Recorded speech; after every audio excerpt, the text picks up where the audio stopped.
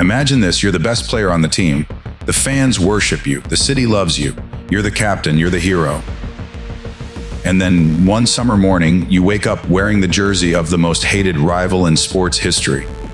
Now imagine 98,000 people, every single one of them, screaming that you're a traitor, and then someone throws a pig's head at your feet.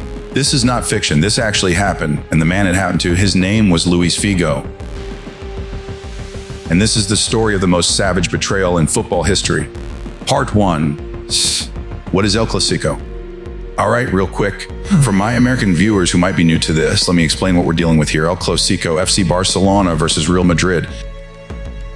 In the United States, you've got rivalries. Yankees vs Red Sox, Lakers vs Celtics, Army vs Navy. Those are rivalries. El Clásico is war. And I don't mean that lightly. Because this isn't just about football. This is about identity. This is about politics. This is about history. Barcelona represents Catalonia, a region of Spain that has fought for its own language, its own culture, its own independence for centuries.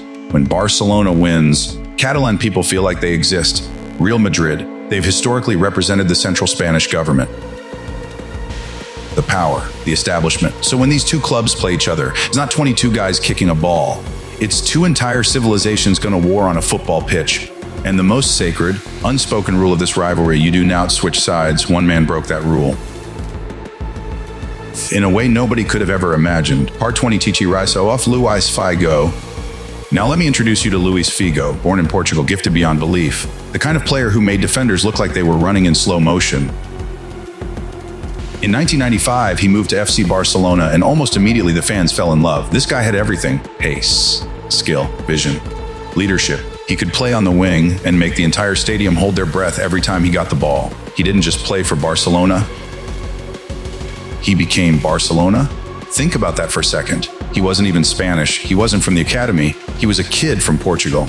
And yet, within just a few years, the fans trusted him so much that they made him captain. A foreign player, captain of FC Barcelona. That tells you everything you need to know about how much they loved this man. And the trophies they came flooding in, back-to-back La Liga titles, the Copa del Rey, European trophies. Figo was at the center of all of it. The best comparison I can give you for American sports fans. Imagine if LeBron James was the face of the Boston, to the captain, the leader, the guy the whole city built their identity around, and then he signed with the Lakers. That's what happened next, except somehow even worse. Part 13 Karsy. How it all went wrong. The year is 2000. And behind the walls of FC Barcelona, things were falling apart. The president, the board, the players, everyone was fighting. Contract disputes, broken promises, miscommunication. The dressing room was toxic, the front office was a mess, and right in the middle of all this chaos, a Spanish businessman named Florentino Pérez was trying to win the Real Madrid presidential election.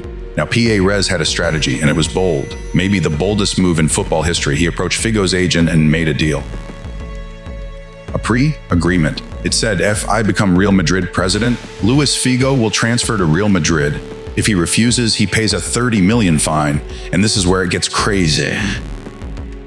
Nobody thought Pérez was going to win, like absolutely nobody. The guy was a long shot, an underdog. So Figo's agent thought, hey, easy money.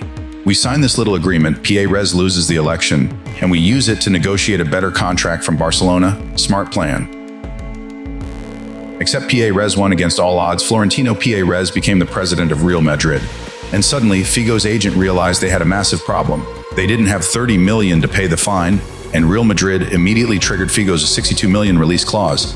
Just like that, Luis Figo was a Real Madrid player, the most expensive footballer on the planet, and the most hated man in Barcelona. Now here's the part where I want to be fair. Figo himself, he didn't fully choose this. He was in many ways a pawn in a billionaire's political chess game. But you know what? The Barcelona fans did not care about the details. All they saw was their captain, their hero, wearing the white jersey of the enemy. And Barcelona legend Hristo Stoichkov, one of the greatest players in club history, said it best. If I ever see him in a Barca shirt again, I'll cut off his ears. Even the Barcelona president said he would have rather lost the election than lost Figo the way they did. The city of Barcelona was heartbroken. And heartbreak can very quickly turn into rage. Part 40 October 21st, 2000. So now comes the moment everyone had been waiting for. It's October 21st, 2000. Real Madrid travels to Barcelona, and Luis Figo has to walk back into Camp Nou. a stadium he used to call home, wearing the jersey of the enemy. The build-up was unlike anything football had ever seen. Posters of Figo's face, defaced, plastered all over the streets of Barcelona, newspapers calling him a traitor, a Judas, a mercenary. The whole city was buzzing with one emotion, fury, and Figo knew it. Teammates said he was quiet all week, cold. Barely spoke during training. He kept his head down and prepared himself, not just for a football match, but for psychological warfare. Then the moment arrived. Figo walked out of the tunnel. 98,000 people lost their minds. The noise was so loud, so absolutely deafening, that Figo had to put his fingers in his ears just standing on the pitch. And every single time he touched the ball, the volume went up another level. But it wasn't just noise. The fans were throwing everything they could grab: bottles, cigarette lighters, oranges, coins, mobile phones. People were literally throwing their phones at this man. And here's the wild part: Figo was Real Madrid's designated corner kick taker. But on this day, he avoided every single corner because he was genuinely afraid of getting too close to the fans. And you know what? That's completely understandable. The game ended 2-0 Barcelona, and Florentino Pérez, the man who started all of this, actually blamed the hostile atmosphere for the loss. But everyone in football knew this was far from over. November 2002. 2 years later, November 2002, Real Madrid returned to Camp Nou. And somehow it's even worse. It's pouring rain, dark skies over Barcelona, and the fans came more prepared than ever. Beer cans, golf balls, coins, whiskey bottles, soda cans. All raining down on the pitch every time Figo got near the touchline. But this time Figo decided, I'm not running. Despite everything he went through on his first visit, he made a decision. He was going to take every corner, every throw in. He was going to walk straight into the fire. And he did. Each time he approached the corner flag near the Barcelona Ultras, the noise was deafening and the missiles came flying down. The pitch was surrounded by police officers, and it still couldn't stop what was happening. At one point, Figo spotted a Coca-Cola bottle that had been thrown onto the pitch, and in the most legendary display of composure you'll ever see, he slowly picked it up, like he was filming a commercial. The man had an endorsement deal with Coke, and life just handed him a prop.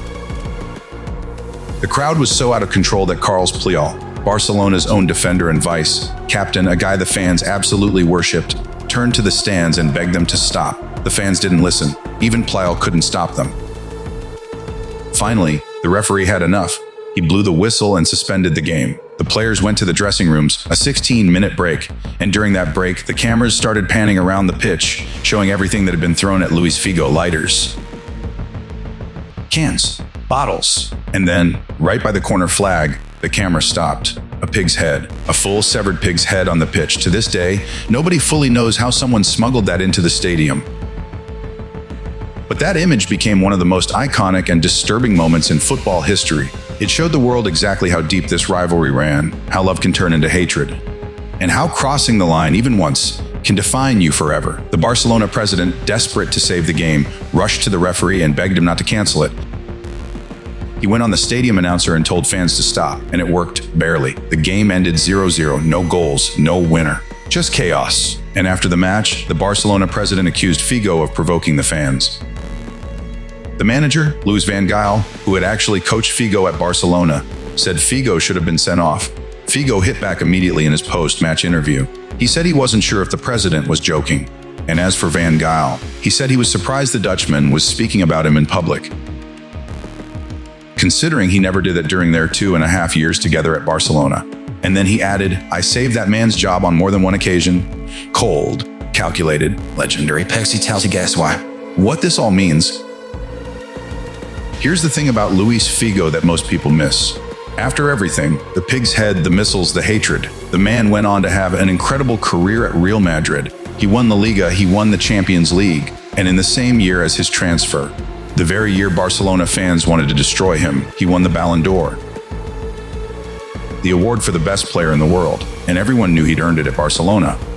But what really matters is what his story changed. After Figo, a silent wall went up between these two clubs. No player wanted to be the next Luis Figo. No president wanted to be the next Florentino Pérez, at least not in that way. To this day, Luis Figo remains the last high-profile player to make a direct transfer from Barcelona to Real Madrid.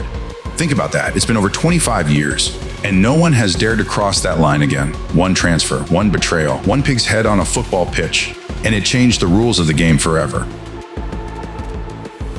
Now here's what gets me. Was Figo really a villain? Or was he a man who got caught in a trap set by powerful people and then spent years paying for it in front of 98,000 screaming fans? You decide. But what I can tell you is this: if you think Figo's story is wild, wait until you hear about Ronaldo. Yes, that Ronaldo, the Brazilian one. He also played for Real Madrid after Barcelona, and there was a match, one specific match, that very nearly killed him. Click on the next video, because trust me, you don't want to miss that one.